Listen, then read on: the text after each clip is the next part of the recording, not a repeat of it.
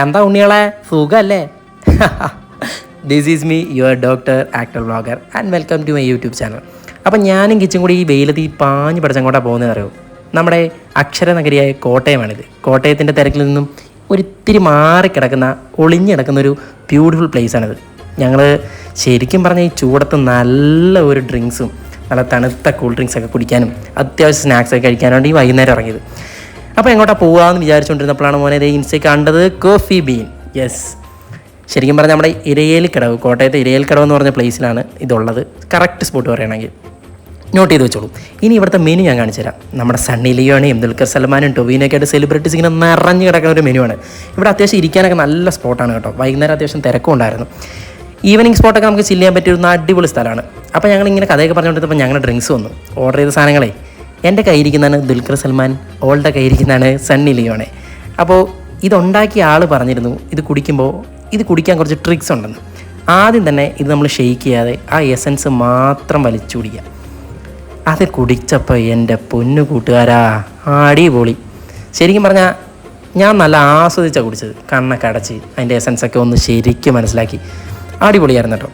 അത് കുടിച്ച് കഴിഞ്ഞിട്ട് ഒരു പകുതിയൊക്കെ കഴിയുമ്പോൾ ഒന്ന് ഷെയ്ക്ക് ചെയ്ത് കുടിക്കാൻ പറഞ്ഞിട്ടുണ്ടായിരുന്നു.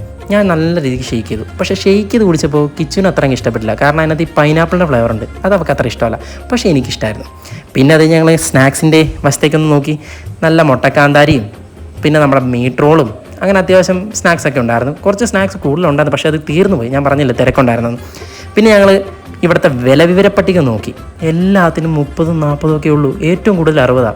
അപ്പോൾ എന്ത് വിചാരിച്ചു, എന്നാൽ പിന്നെ ഒരെണ്ണം കൂടി പറയാം. അങ്ങനെ നോക്കിയപ്പോൾ ഞാൻ ഒരു ബ്ലൂ ഓഷ്യൻ പറഞ്ഞു.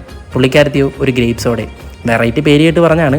ബ്ലൂ ഓഷ്യൻ വലിയ ഗുണമില്ലായിരുന്നാണ് അവൾ പറഞ്ഞത്. പക്ഷേ ഗ്രേപ്പ് സോഡ അവൾ ചൂസ് ചെയ്തുകൊണ്ടാണെന്ന് തോന്നുന്നു. കൊള്ളില്ലെങ്കിലും തരക്കേടില്ല എന്ന് പറഞ്ഞങ്ങ് ഒഴിഞ്ഞു. അപ്പോൾ പിന്നെ എന്തെങ്കിലും കൂടെ കഴിക്കാൻ പറയാമെന്ന് വിചാരിച്ചു. അപ്പോൾ ഞാൻ പറഞ്ഞു തന്നാൽ പറ്റും മുട്ടക്കാന്താരി ആയിക്കോട്ടെ. മുട്ടക്കാന്താരി എന്ന് പറഞ്ഞപ്പോൾ ഇതിന് മാത്രം കാന്താരി അതിനകത്തുണ്ടാവുമെന്ന് വിചാരിച്ചില്ല. ഞാൻ പിന്നെ ഒന്ന് ടേസ്റ്റ് ചെയ്ത് നോക്കി. എൻ്റെ പൊന്നു കൂട്ടുകാരാ, എരിവ് കുഴപ്പമില്ലായിരുന്നു. എന്നാൽ പിന്നെ മറ്റേ ഭാഗം അവൾക്ക് കൊടുക്കാമെന്ന് വിചാരിച്ചു. പക്ഷേ അവൾ ബ്രെയിനിൽ കളിച്ചു. ആദ്യം തന്നെ അതിൽ നിന്ന് ഒരു ഇച്ചിരി ഭാഗം ടേസ്റ്റ് ചെയ്ത് നോക്കി. സംഭവം പണി പാളുമെന്ന് അറിഞ്ഞപ്പോൾ വേണ്ട, നീ തന്നെ തിന്നോളാൻ പറഞ്ഞു. അങ്ങനെ അതും തിന്ന് ആ എരിവിൻ്റെ ബലത്തിൽ ഇങ്ങനെ ഇരുന്ന സമയത്ത് ഞങ്ങൾ അവിടുത്തെ വീഡിയോസൊക്കെ ചുമ്മാ ഒന്ന് എല്ലാ സ്ഥലമൊക്കെ ഒന്ന് അതിൻ്റെ ചുറ്റുപാടൊക്കെ ഒന്ന് വീഡിയോ എടുത്ത് നോക്കി. നല്ല രസമായിരുന്നു കേട്ടോ. നല്ലൊരു വലിയ മരത്തിൻ്റെ താഴെയായിട്ടാണ് ഈ കട ഇരിക്കുന്നത്.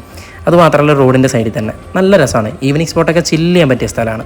ശരിക്കും പറഞ്ഞു കഴിഞ്ഞാൽ നമ്മൾ ഫ്രണ്ട്സൊക്കെ ആയിട്ടും ഇതുപോലെ കപ്പിൾസൊക്കെ ആയിട്ട് വന്നിരിക്കാൻ പറ്റിയ നല്ലൊരു സ്ഥലമാണ്.